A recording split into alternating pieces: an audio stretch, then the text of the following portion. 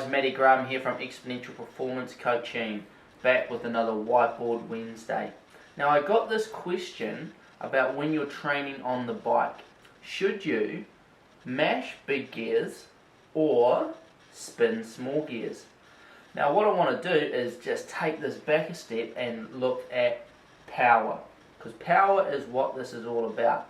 Now while this refers directly to cycle training, what I'm going to cover at the moment is going to be relevant to whether you're swimming, biking, kayaking or running, so listen on up.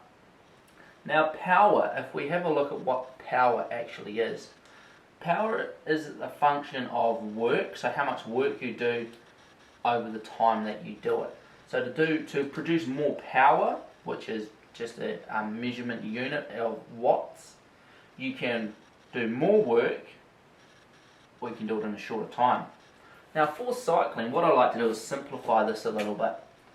And power can also equal force. This is how hard you push on the pedals, which is directly related to what gear you have the bike in. A bigger gear, you're going to apply more force, times velocity. And velocity is how fast you spin the pedals around. Again, this is directly related to your gearing. You have a smaller gear, you can spin the pedals faster, but you don't produce as much force.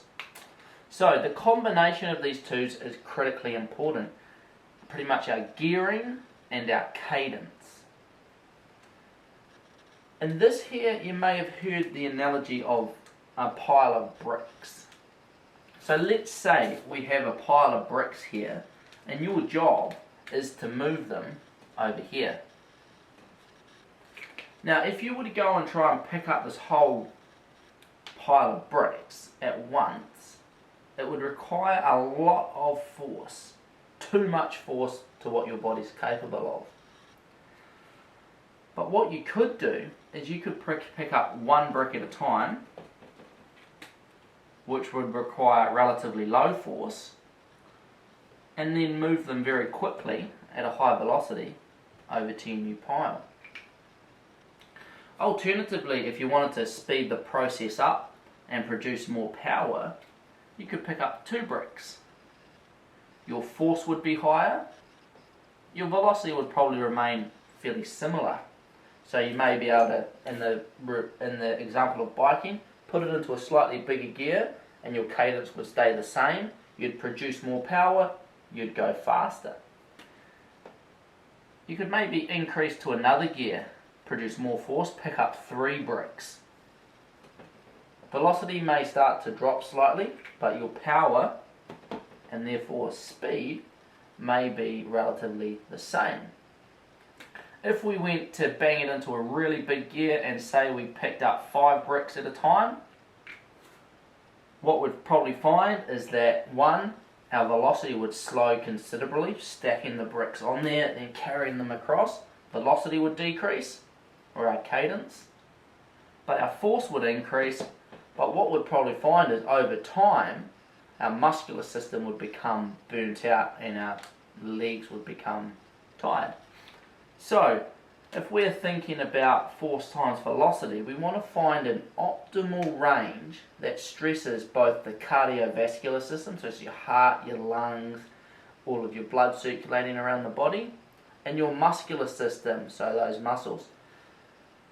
Force stresses typically the muscular system more. Velocity or your cadence will stress the cardiovascular system more.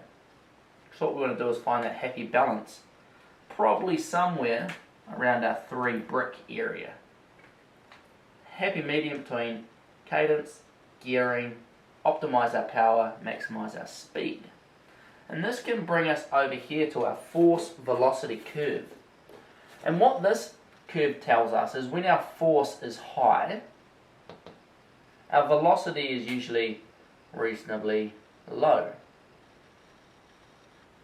So the curve looks like this.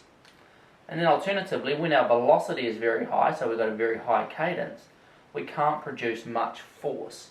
So if you think, if you've got your bike in the biggest gear possible, there is lots of time to push on those pedals because the velocity is very slow.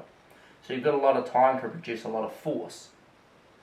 Alternatively, if you've got in the smallest gear possible, your granny gear, you don't have much time to apply the force to the pedals because they're going so fast. So the velocity is high, but the force you can put into the pedals is very low. Somewhere in the middle here is our 3 brick area. Our 3 brick area, okay, if we think back to this. Where we get an optimization of velocity, our cadence, and force, our gearing, or how hard we're pushing on the pedals, we were able to produce a lot of power and maximize our speed. Now, if you've got a power meter and you've done a quadrant analysis, what you'll find is all your power points are plotted on this graph. I'll just do dots, how about? And what you'll see is that this will actually tell you where your sweet spot or your 3 brick area is. So there's not so much any guessing. If you don't have a power meter, it's something you need to look at and sort of experiment with yourself and how you feel on the bike. So some people will typically be mashers. They'll push a big gear, just grind it out. If you're one of these people, you have good force, but you need to work on your velocity or your cadence. So in training, what I'd suggest is having some high cadence intervals where you put it into a lower gear, smaller gear, bring your cadence up and spin those legs over. This helps train the neuromuscular system to contract and relax those muscles fast enough so you can get that cadence up. If you just rely on grinding out a big gear, you're going to severely limit your performance come race day. If you're in a road race, it could be surges, and if you've got it in such a big gear you can't respond to those surges, you may get dropped off the back. Also, you can only sustain that continuous force output for so long until your legs will start to blow out. So what we need to do is transfer that load, some of that load, to the cardiovascular system so we can keep cruising.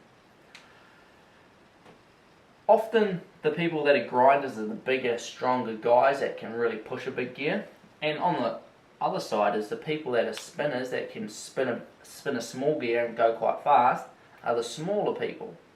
And if you're smaller and you spin a small gear, but you're not going very fast, I'd suggest you work on some force intervals. When you put it into a slightly bigger gear, cadence drops, and you develop that muscular strength by pushing a slightly bigger gear. So when we're training, we're not in this sweet spot. Depending on what our goal is in our training, we may be up here with a big gear interval, or we may be down here with a small gear high cadence interval. So as usual, there's no one correct answer. You shouldn't always spin small gears. You shouldn't always grind big gears. You should be doing the difference for your training. So depending on your training goals. With those that are racing, we want to try and develop the sweet spot, because that's where you want to be when you're racing, in that sweet spot. So there you have it, a little bit of information about power, how force and velocity affect power, and where you should be focusing your effort depending on whether you're naturally a grinder or a spinner. If you've got any more questions, please keep them coming. I've got lots to get through, so I'll add them to the list. I want to keep giving you guys the good information so that you can train harder and smarter.